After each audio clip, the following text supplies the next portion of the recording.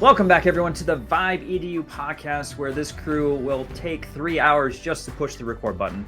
All right, I'm with Kim Gameroz, TJ Barry, and Mitch Weathers, and myself, Joshua Stamper, as it is always a joy and pleasure to see all of you as we get to talk about various topics. We just got done with a mailbag, which I think will really bridge this conversation because we're going to talk about social emotional learning, SEL. For those who don't know, Kim, I'm going to throw it to you as the SEL expert. If you'll just kind of maybe, create a baseline, set the stage for our 4-part series. What is social emotional learning, and where would you like to go with this conversation? Okay, so before you press record, I had a feeling you were going to call me out first. And I was thinking, I honestly think the best way to start this is for you three to describe what you think social emotional learning is first, because I think that's where people get it wrong. And I know that our conversation can go a million different directions, but yes, we need a baseline. And I would love to know your thoughts about social emotional learning. What do you know of social emotional learning? Because back in the day, I was, in air quotes, doing social emotional learning. It didn't even have a name. It was like nothing. It was just good teaching. That's what I thought I was doing. So TJ, for you, what does SEL or social emotional learning mean? When you see that word, when you hear that phrase, what do you get from it? I think it's about learning about kids' favorite ice cream flavors and pizza toppings. I was going to say the same thing. I'm just joking. SEL has evolved for me. I mean, Joe and I have interviewed a bunch of SEL experts on the Focus Ed podcasts. And so I've done some deep dives into it with people who would be considered national and international experts in space, including the Kim Gameroz, which is going to come out here soon as her book hits the Amazons of the world. But I think that it's really about belonging. I think it's connecting kids to what they're learning in school. It's bringing out the self. I think Mitch has called it studentness in the past, which I really like. And my evolved thoughts about it have also included career connected learning. And this is about students aiming for who they want to be and what they want to be, and knowing that school propels them into their future, and connecting what kids are learning in school to college and career readiness, which is a passion of mine. And I think all of that together, that sense of belonging, that sense of seeing yourself in the curriculum and in seeing yourself in the future and learning about yourself, I think that's social and emotional learning. And the last thing I'll say is I don't think it's another thing. I don't think it's an additional item. I think it is the item. And so I think when we're teaching a curriculum and then we do social and emotional learning and we don't connect the two, I think that's where we kind of get it wrong. And I think that's also where people push back and they're like, I don't know that I want my kid doing that in school because I want them to stick to the core. Sure. And I'm saying the only way to get the core is through adding some components of the self to the core. So that's my piece. Oh, I love that. TJ is 100%. Okay. I'll do my Wonder Woman pose. Get it, TJ. Mitch, what do you got, man? Me next. The way I would describe SEL is actually looking at it through not doing it, because it piggybacking on your last part there, TJ. That's when I think of SEL. If you're not doing it, then you're not doing this job. And not just not doing this job well. You can't possibly educate a young person if you don't get to know them. If SEL, the problem when we call it out is then it becomes this thing. Yeah. And it's a little bit different than executive functioning, because there is an explicit set of skills and habits that you can point to and work on it. But executive functioning is SEL, like a bunch of other things, because it's what we do. And when we call it out, like we're doing, which is good, I think we make the mistake of an SEL curriculum. I hear that and I want to run screaming away from that, because it's like, no, it's not, in my opinion, and Kim, You're the expert, so correct me if I'm wrong. It's not a curriculum. In the same way, I can't tell you how many schools have contacted me asking for a curriculum on executive functioning, and I say no. And they say, why? We want to buy it. And I'm like, because it can't be a curriculum. That's not what this is about. It's about shaping the environment in ways that leads to better executive functioning. When we talk about SEL, it's the air we breathe in education. So can you get better and have be more explicit about it? Of course. But that's my response. It's kind of, if you're not doing it, you're not doing this job. Yeah. Mitch, I was introduced to social emotional learning through a curriculum also. And I had, as a teacher, I had a curriculum for a time period that was dictated within our schedule to provide it to our students for about 15 to 20 minutes. And all of them hated it. I was just going to ask you, how did the kids respond? They hated it. Well, one, it was for a junior high. So that was 7th to 9th grade. It was obviously constructed for elementary based on the stories and the things that were constructed within the curriculum. So there was one, they couldn't connect to what the material was. They felt like it was for a younger crowd, which it was. And then they also were like, why are we doing this? This is dumb. Like they didn't have the why as to what it's going to do for them. They didn't even see it while they were going through the curriculum. They didn't see the benefit to themselves. They just thought it was a waste of time. And so, there were things that there were reflections and things that we had to go through and read verbatim, which was really dumb. Anyways, all that being said, social emotional learning, unfortunately, has a bad rap because I think people have gone through curriculums like that, seen it fail, and then they have this perception that it's supposed to be this circle, kumbaya, sing together, and it's a waste of time. And I think teachers, because of what they've experienced in the past and something that's been an implementation issue, then it turns on. And I see this also in other things like restorative practices. Right now, that's like a dirty word. Don't you dare say that in certain states. Well, if you look at the practices, a lot of people just have perceptions based on what other people have shared with them. It's not because they've actually gone through it themselves. And so I think social emotional learning has the same concept where either they've had a short little piece of it and they've seen that whatever was implemented didn't work. So equals, it's not very good for my students. But to Mitch's point, social emotional learning is essential skills that kids need to have to be successful as adults. Just like TJ was talking about career readiness, those skills in the future are actually going to benefit them more than what you're teaching in regards to curriculum. 100%. And I'll push on that every single day. Yeah. Because I was a student, and TJ, you probably were the same way, where, and I've said this before, D's got degrees, right? I was not a very good student. I didn't contain my brain with a ton of curriculum. However, I feel like I was successful in the long run as I have master's degrees behind me, right? So all that being said is because I had those social emotional learning skills embedded in me through other people, maybe teachers, coaches, parents, whatever, those skills actually helped me with my EQ more so as an adult than I would say that I got from a chemistry class or fill in the blank, whatever class that I took, where I had to do it because it's the law.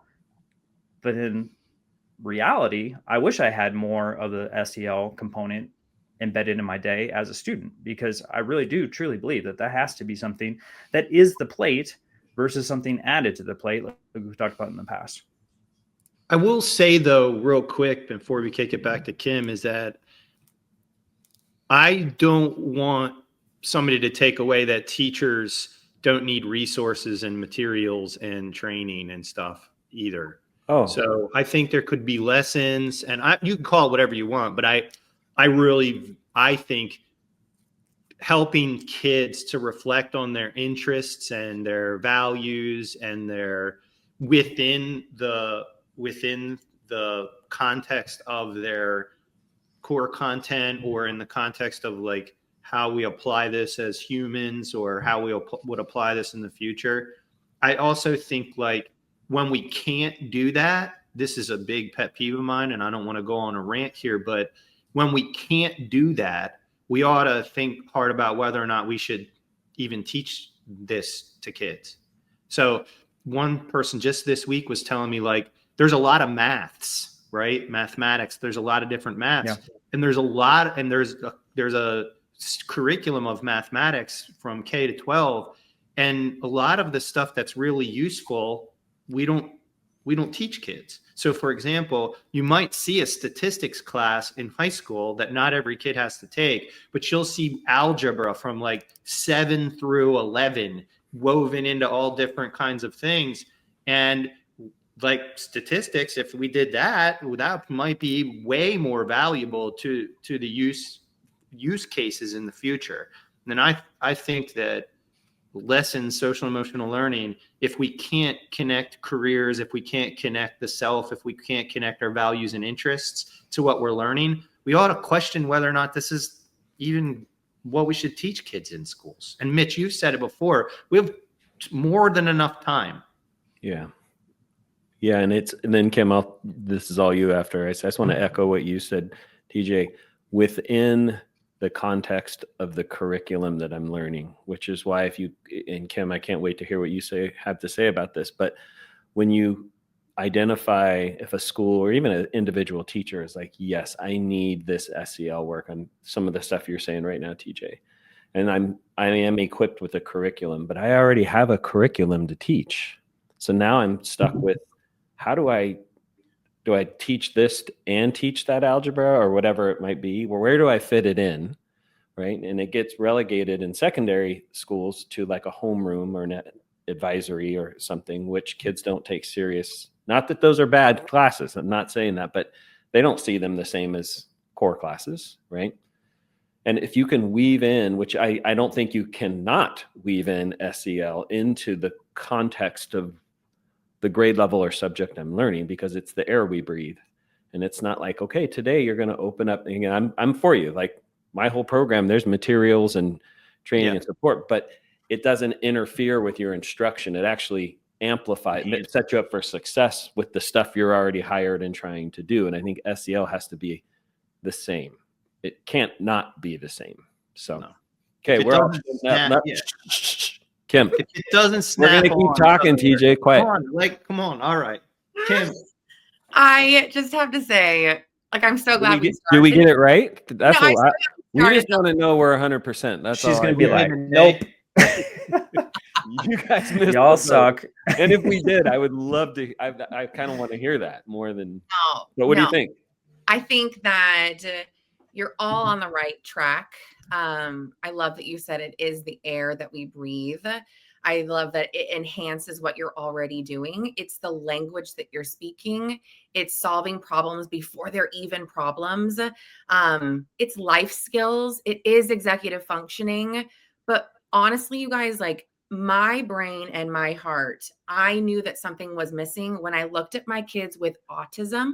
And I kind of went, why are you struggling?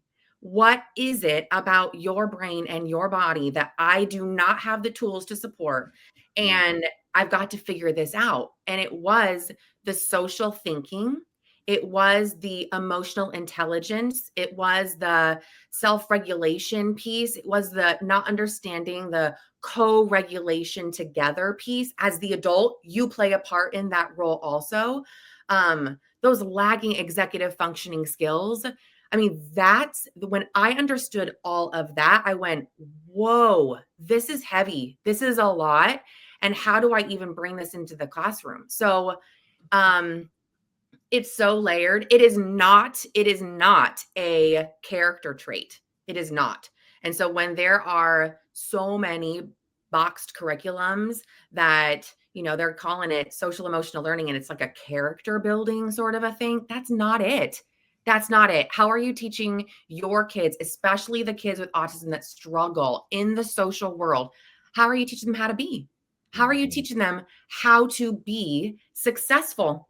Like it is, here's a good example. The hidden rules is always a great place to start. So like, how do you know in a grocery store that you just like walk into the grocery store and you have calm body? Nobody's running in a grocery store. Nobody's running like a marathon in the grocery store. How do you know you have to have a calm body? That's one. Also, a hidden rule is like, you're not screaming in the grocery store. You're not like frustrated and angry and knocking down items off the shelves when you can't find something. How do you know that you also like, you can't just like have a picnic in the middle of an aisle. You can't just like get the groceries and like sit down. That's all social, you guys. Like, that is social thinking. You have to really understand the hidden rules that nobody teaches you. There's no handbook that says, like, here, welcome to the grocery store. Here's how you act here, right? And then this is expected. This is unexpected. And why? I know we've talked about a little bit that social emotional chain reaction. It's when you act a certain way, whether it's expected or unexpected, the people around you are going to react towards you this certain way because they feel a certain way about that. And then you're going to feel a certain way about yourselves. That is so complex and complicated. And in different social situations, like a grocery store, you have to act and behave in different ways and manage yourself in those different ways. And by the way, there's always an end goal. Like, I got to get my groceries. And how do I do that? And what if somebody pisses me off in the meantime? Like, how do you navigate that? It's navigating the world, you guys. So yeah, I think there's so many different concepts. Yeah, go ahead. Yeah. I want to hear you speak to, I think where the problem comes in the classroom is it all can be distilled down to one word: assumptions. And when we make assumptions about what kids know is the norm, like anything, and it's so, again, my process in writing this second book and focusing on the primary space and just the intentionality around like just constantly making sure you're not making assumptions about what kids can do, what they know, what they think is right. And that doesn't mean it's translating into like some, because I think that can be heard and like, well, you're like this like authoritarian regime, like over strict or what. Like, no. It's just as soon as I just assume, well, of course you walk into the grocery store and you're calm and you get a card and you get your stuff but if no one's ever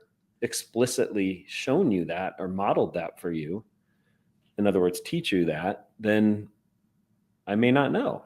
I might know when I come into the classroom based on my lived experience for the most part, right?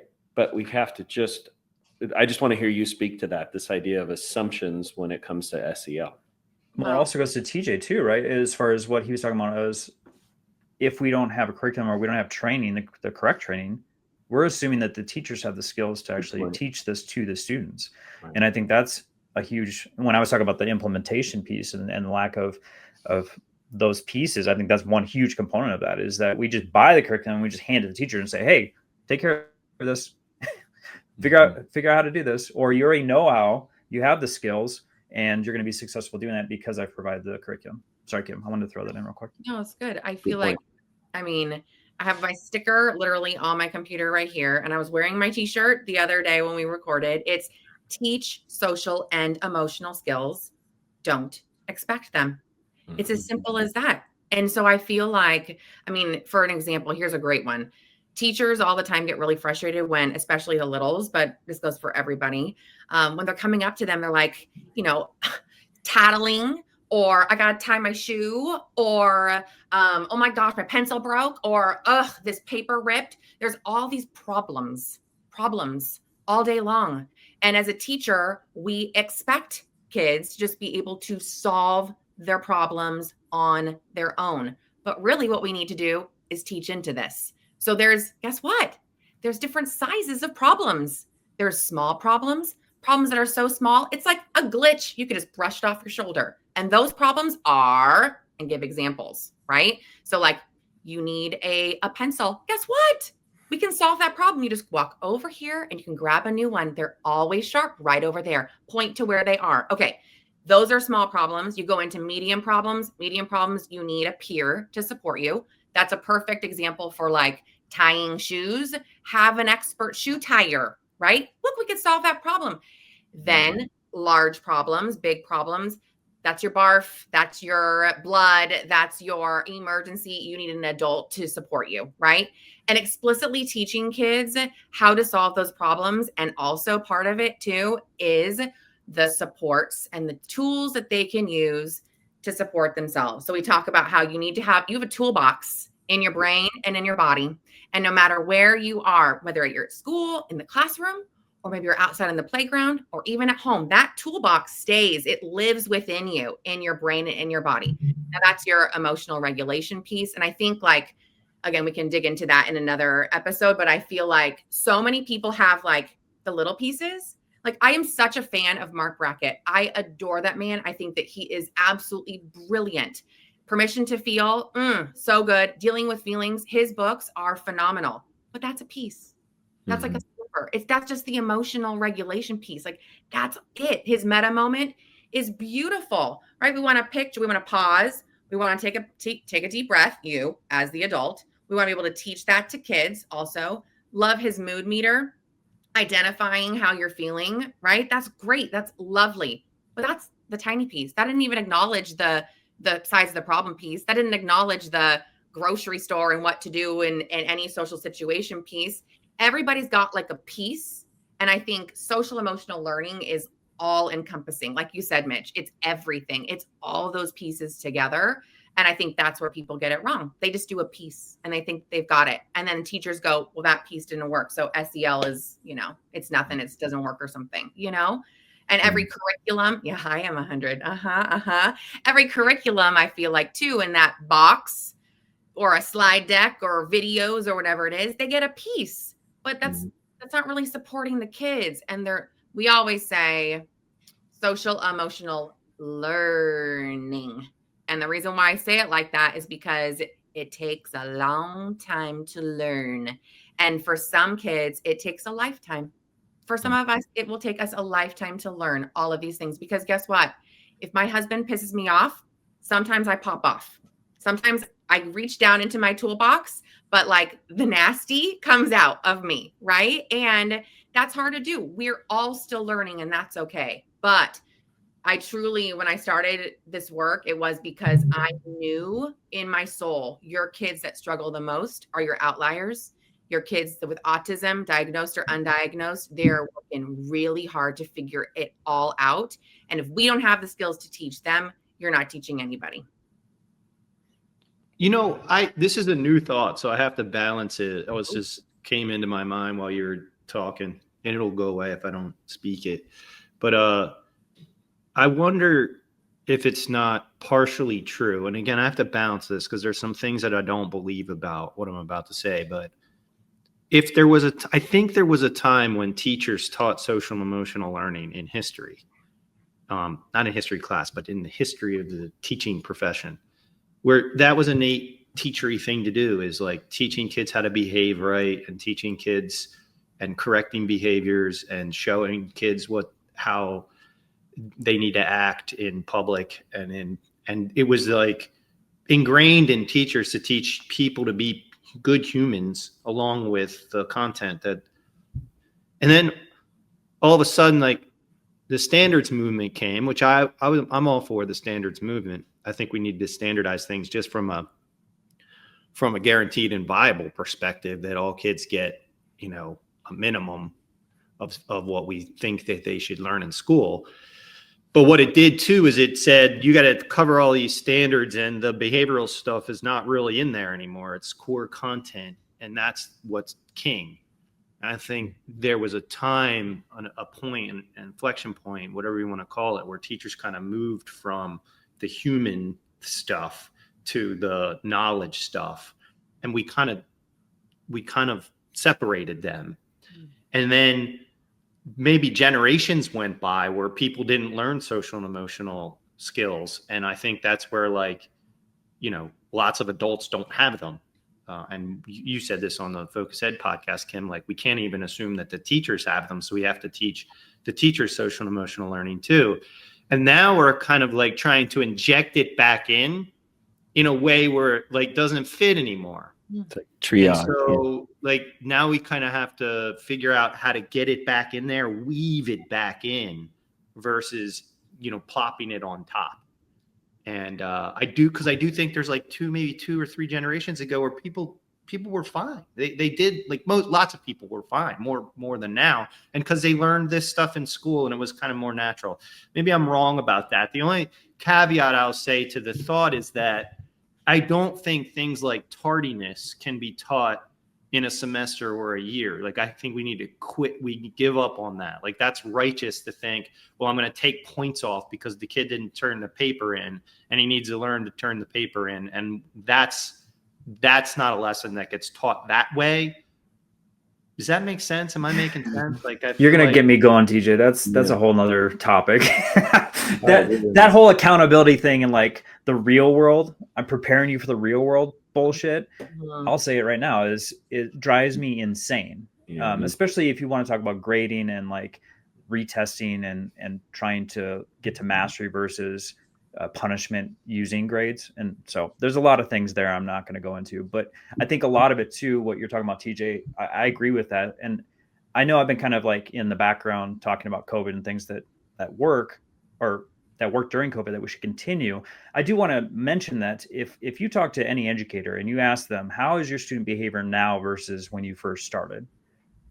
Is there a difference? Is it worse now than when you first started? And what I've seen and what I've heard is most people say it's worse now. So why is that? Right? Don't you think social emotional learning might be something that would benefit what's going on now that you're seeing in regards to behaviors? And can't we probably, and Mitch, you could speak to this, you spoke about it before we push record, is that statistically we know that COVID was a huge piece to why students are reacting the way they are. If you look at dysregulation, not only in students, I would say adults too, with our teachers, I saw as far as administrator, being an administrator before COVID, during COVID, and after COVID, I'd say reactions to things, any adverse situation has been escalated by all parties. I can't tell you how many upset parents over little tiny things I had after COVID that was never an issue prior to COVID. And it could be the simplest thing, right? Student didn't do well on a quiz. I get lit up as an administrator about how terrible the teacher was and how it was their fault, versus in the past, it would be maybe more accountability to the student of, well, did you study? Trying to find the reason behind the grade before, right? So I would say that because of COVID, that I think social emotional learning is probably something that needs to be embedded across the board, because they don't have emotional regulation. And there's probably because all of the crap that happened during that time. And we could talk about the gamut, and I don't know if we want to cut a vein here, but I mean, think about just in those few years that occurred, the stress and environmental change that occurred drastically in a blink of an eye, and how many times that the adults couldn't wait for the kids to go back to school. And the stuff that the kids, when they came back, talked about, as far as, there was drug use, there was divorce, there was my parents lost their job. I'm filling the blank as to what happened during that time that, of course, is going to have a ripple effect.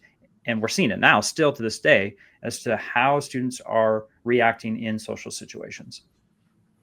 I think one thought I have is maybe we stop as educators, as an industry, worrying about the why. Like, why did this happen? And acknowledge and embrace where we are. But we want to go back. We want to go back to what was an amazing time, Mitch. Yeah. Rose-colored glasses, right?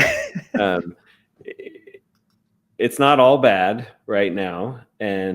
But I think we need to acknowledge, whether it was COVID, whether it was something else, what's going on. And TJ, you brought out some good points, just even politically and socially, and things happening at least in our country, and the impact that can have on young people and certainly certain communities, et cetera, et cetera. But if we just embrace that, okay, what's my sphere of influence as a teacher? Because what I'm hearing, if I'm a classroom teacher and I'm like, yes, this is what's happening, and now I'm super overwhelmed, because like Kim, you talking about SEL, I'm sitting there thinking like, wow, that's a lot, which is why it takes a long, it's a lived thing, right? It's learning over time. But it's, the saying of the evidence that of learning is a change in behavior. It's the only way in nature, if you're watching, right, you got to look for change in behavior, but that just takes time, repetition. So I'm curious, because I heard you talking about like, okay, so different levels of problems, and that big problem, barf, blood thing. It's one thing to talk about the child who's ill, well, maybe they threw up, But one of the things Sarah and I have talked about and wrote about in book 2 is, well, there's all the other kids in the room. And so if you're on your way and it's recess time or it's snack time or whatever, and you know that, okay, I put my bag here and then we walk this way to go to the snack or to go line up or whatever the routine might be, right? Because you got to have the routine. And then someone in front of you vomits, triage, right? You're coming to help the kid that's sick, but what about everyone else? And that's all social emotional learning. And it's where it crosses over with executive functioning, because that now you need cognitive flexibility, or it's also called shifting. Okay, I can't go this way. Now what? Does all hell break loose? Do I, with the other 24 kids in the room or whatever it might be? So I just am curious for us to unpack a little bit. I don't want people to feel overwhelmed, because it can be overwhelming. So maybe I'm asking, where's the starting place? I get asked that question a lot with executive functioning, the higher order stuff from book 1 and Organized Binder. If I had to pick one, and I'm always like, don't pick one. It's clarity, modeling, and routine. But if you had to pick one every time, organization, no question, do this. So I guess I'm punting to you, Kim, but maybe TJ and Josh, as well. Like, what do you agree with what I'm saying about how this can feel quite overwhelming, especially if you're struggling with just basic classroom management, which we hear so much, right? So, I mean, I think this is the perfect example. So I finished my book, Becoming the Bison, right? And I sent it off. Thank you. Thank you for the clap. I sent it off to the publisher. And then I looked at my husband and I was like, I only wrote about you, the adult, becoming you. Like, I gave you the tools as the adult. I haven't even scratched the surface of what you need to teach into with the children. I haven't even scratched it. Like, I gave you a few little things, but I really just said, this is the work that you need to do on yourself, right? And the understanding that you need with this whole entire social emotional learning piece. So yes, like when you said cognitive flexibility, I was like, oh yeah, like there's a part I wrote about how we teach kids cognitive flexibility. And one of the ways is, and we use this as a hand motion. Love this, right? You need to be flexible and also be a future thinker, and plugging that and practicing that and everything. But there's a story that I wrote, how there's an anchor chart that I drew, and it's palm trees. Okay. And they're like bending. So in Hawaii, which is my favorite place, during a storm, your palm trees, they bend, right? They're very flexible. And there was a teacher who was talking to a 5-year-old, and she was like, okay, so I need you to explain. They're like making a video for social emotional learning. I need you to explain, like, what does it mean to be flexible in our classroom, 5-year-old. And she goes, bend like a palm tree. And I was like, yes, that's the stuff that we're teaching into. But I think the starting point always is going to be my anchor chart. How do you want to feel at school? And what do we need to do in order to feel that way? Because it puts into perspective, we're talking about feelings here. So I'm talking about like that stuff, the emotions, I'm attaching feeling words on there, but it's also talking about what's expected. And I'm talking through some of those hidden rules. What's expected? What do we need to do as a class? Also co-regulating together so that we do feel this way. So it is the emotional piece and it is the social piece, and it's teaching into the what's expected. Also, that is always, it's a very simple place to start, a very easy conversation, because these are, and we always say, these are conversations, not presentations with kids, meaning I want to talk about what's happening in the classroom now. I'm not like making up scenarios. I'm not playing a video and then we're going to talk about what those kids should have been doing. Like we're solving problems now in real life with the kids. And so with so many different pieces and concepts and conversations to have, it can feel daunting and overwhelming. But if you know, okay, this is how we want to feel at school, and what do we need to do in order to feel that way? Part of it could be we need to be flexible. We need to be flexible. So if there is a big problem, like there is the barf, what could we do? How could we be flexible? Because we want to feel calm and in control and comfortable. And barf, kind of makes you feel funky, right? So what can we do? Well, we might have to step back. We might have to go into the classroom. If we're outside, we might have to go into the classroom and wait. I don't know, whatever your solutions are. But all of those, that language, that the language is so important, you guys. Today, even just this morning, I gave an intention for my Voxer community. And I was telling them the language that you guys speak, you need to be consistent. If you are not consistent and you're going back to your old ways and throwing in these 20-minute, now lectures at kids instead of just using the language that you have, no learning is going to take place. So I don't know that we could speak forever about everything, but I want to know, like, TJ, where do your wheels go now that we've kind of like tapped into it even more? Before I let TJ talk, though, not that I control it, but what you said with cognitive flexibility, if things go wrong, you're not leaving it up to chance. Right. You're taking the time to have the conversations with young kids and big kids alike. Like, okay, what are some options here? Yep. Right. That you could choose to keep the goal in mind, which is, this is how I want to feel when I'm at school. But before TJ, you say anything, I wanted to ask him if someone who's listening wanted to see a sample of an anchor chart. Is that in your book? Is there a place they could go? How could someone see this specific anchor chart you're talking about? So a few different places. If they're on Instagram and they follow me at Celebrate Good Times with an SEL, if you scroll down, you could see all of them. You're going to see my living room. You're going to see my carpet. You're going to see anchor chart paper and all the things. If you don't feel like scrolling and you just want something like tangible right away, there's a link up at the top and it says free anchor chart bundle. You can get 25 of them like instantly. And it's all of the conversations that you want to have with your kids now. And honestly, like you said, Mitch, it could be overwhelming when you think about all the things that you need to talk about with kids. Take it one at a time, spend an entire week on one thing. And when you feel like it's within you and they're also learning and there's growth, not that they've got it 100%. Your whole class doesn't need to be 100% like they got it. But when you feel like there's learning and growth, then you can start another conversation. I was just thinking too, like, even as simple as where you're going to sit on the carpet, you guys, like point to where you're going to sit on the carpet. Like, right, picture this. They're all in their desks and you got to move them. You got to move the children, the sea of children. Point to where you want to sit. Now, guess what? Some teachers, they have sit spots, right? Some teachers, they let them sit wherever. It doesn't matter, but you need to front load with this. Point to where you want to sit. Great. Stop. Hold on. Let's think about this. What if somebody wants to sit in that exact same spot?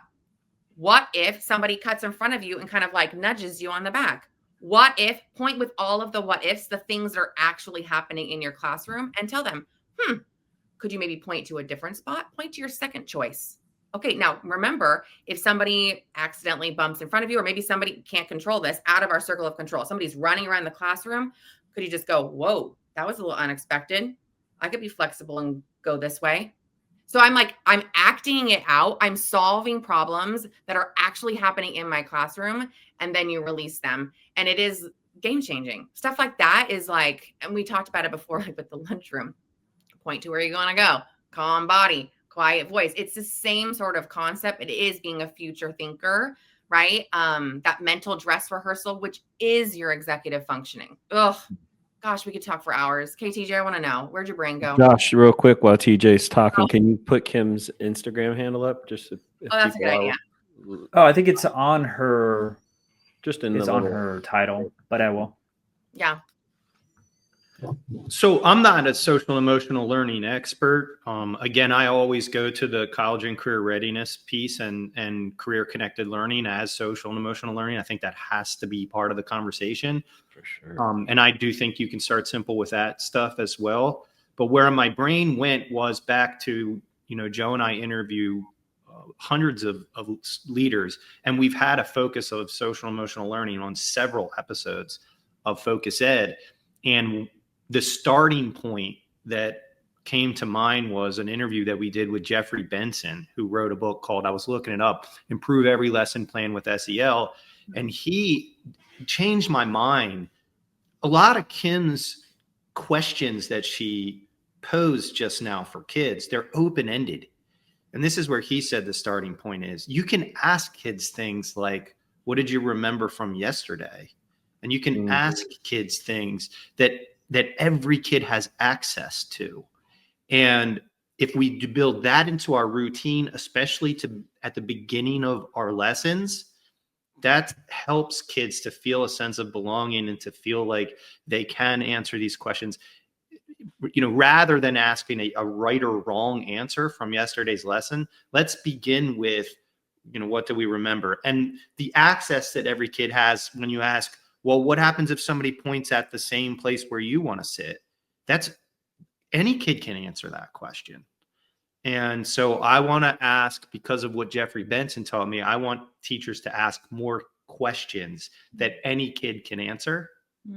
And I think that's an opening space for a sense of belonging. I belong here because I can answer that question. And if I feel that way at the beginning of every period of instruction, I think that's a good starting point for social and emotional learning. Are you on mute? I think you're muted, Mitch. Did you mute yourself? You did. I did. I didn't do it. I promise I didn't do it. Office mates came in and they were taking their alarm off. So I was trying to be sly, and now I messed it all up. But that coupled with, I think I want to highlight what Kim said about the goal-oriented behavior, TJ. Those open-ended questions with this collective acknowledgement of this is where we want to be. But whether that be how I feel, what I know, like if you ask students, like, let's just reflect on what did you learn last time we were together? Well, you have to have some clarity around what was the thing you were trying to learn. And I think that's true of SEL too, where it's this is how I want to feel personally and collectively. And when you're right, when students have voice in the matter, in the conversation, then it is a place of belonging. So I used to tell kids all the time. I think I mentioned this in one of our episodes where the kid that would be absent and you were like, a little break today. I'm not having to manage this, I had to force myself when they showed up the next day. It'd be like, I missed you. It's not the same when you're not here. We want to hear from you, that kind of thing. And it would work. Like, oh, I belong here. It's why I liked being a writing teacher, because there's no the shape of it and the words that are used and the length and all of those things are just open-ended. What kids say and the direction that they go, in my opinion, if you teach writing well, you're going to get a different piece from every single kid. And I think that's real access. That's social and emotional learning. Okay. I love that you said the word writing, because I was just talking to a couple of teachers that I work with one-on-one, and they were like, oh my God, our kids are really, really struggling with writing. And I was like, okay, what are you using? Right. We're talking about their curriculum. You have a writing curriculum that you need to use. And I was like, remember, we've talked about this, so right now they're writing personal narratives, just to give you for instance. Okay. I was like, remember, we talked about this, especially for your personal narratives. Your kids need to focus on feeling. You are leading with feeling. That is where you start. And I was like, what did you guys do? And they're like, we went rogue. We found this other curriculum and it had videos that they could play. And then we were just thinking it'd be easy for a sub to come in and press the video. The kids would write. I was like, no. Lead with feeling. So one time that you felt, and I was like, and lead into the uncomfortable. Lead with anxious, nervous, frustrated, pissed off, angry, fuming. I want to know not happy. I don't like those stories. I don't want to know the last time you felt calm and ready to learn. Give me the juicy stuff. And when you have kids, turn and talk. And when you write up examples and you have those feeling words up there, and we talk about, especially in elementary, your seed stories, right? You want to grab a seed story. That's your seed. And when kids can identify, even your struggling writers go, I don't know, I don't have a story. I was like, well, okay, let's talk about this. one time, have you felt like Mitch? Remember when Mitch felt this way? Remember when he was all pissed off because whatever happened, right? Or TJ, have you felt like TJ? And there's examples there. They're like, oh yeah, I felt like TJ. I felt like TJ. Tell me when you felt like TJ. What happened to you? And they're like, boom, boom, boom. If you can map that out, beginning, middle, and end, and we said this before, if you can think it, you can say it. And if you can say it, you can write it. But you lead with feeling. You anchor with the social emotional learning. And when you finally get to the end of that story, I want to know what tools were in your toolbox, or did you not have any at all? And that's why it ended up this way. So when we, like, teachers all the time are like, oh my God, writing is the hardest thing for me to teach. And I'm like, oh my God, it could be so juicy and good when you anchor with social emotional learning. I mean, it's everything, game changing, especially for your personal narratives. An anchor chart also, there's a watermelon. You guys are gonna love it. Like with seeds, you need all of this, especially I know I'm speaking to my elementary teachers, but middle, they need it too. I just had the exact same conversation with my son. It's the same, like, you want to tell a story, a memorable story, you had to do a speech about something memorable that happened to him. I was like, talk about when you barfed on the ship or whatever, the boat, when we were trying to catch fish in Cabo. You caught nothing. You lasted 6 hours on that freaking boat. You barfed 11 times. That's your story. Like, that's it. And he's like, that is it. Like, that's the stuff people want to hear, but that's the social and emotional stuff. Oh, now I'm like getting, okay. Let's go. I was going to say, we have 3 more episodes in this, right? This is the first of 4 SDLs. Yes. So you're good, Kim. We got time. TJ, you look like you had one last comment before we wrap this up. No, I was just thinking Kim talked a lot about barf this time. I think Mitch brought it up too. He said barf and blood. So I think those two, they're simpatico. It's just what happens in elementary. It's a lot of bodily fluid. Yeah, I think remember just in general in education. Yeah. Didn't we talk about the shoelaces? We did. Yeah. Oh yeah. That's and I love that to end this episode. Were you walking through the field? Like what? Oh. Yep. Just keep that innocent mind, TJ.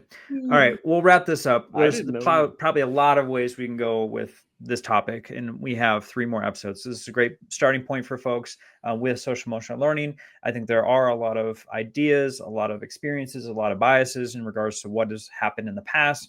And so hopefully we can, sort this out. If you have any questions for us that you want us to touch on as we're going through the series, of course, you can throw that in the comment section, either in YouTube or Spotify, or you can reach out to us individually, either through our websites or through social media. I was about to say social emotional learning. All right, TJ, we had talked about real quick, and you said this way more eloquently than I could say, but you had talked about if people are looking for professional development. I know we had that as a topic within this confine of 4 episodes, but if it's social emotional learning, if it's something else, that is something that we, the 4 of us, do. So can you speak on that real quick? Yeah, sure. I mean, we could develop an entire package for your school district K to 12. And we could tap into the resources that Joe and I have created for assistant principals, directors, and superintendents in terms of leadership capacity. Josh does coaching for school leaders as well. Kim is the expert on social and emotional learning. And Mitch has a ton of programming around executive functions, including organized binder.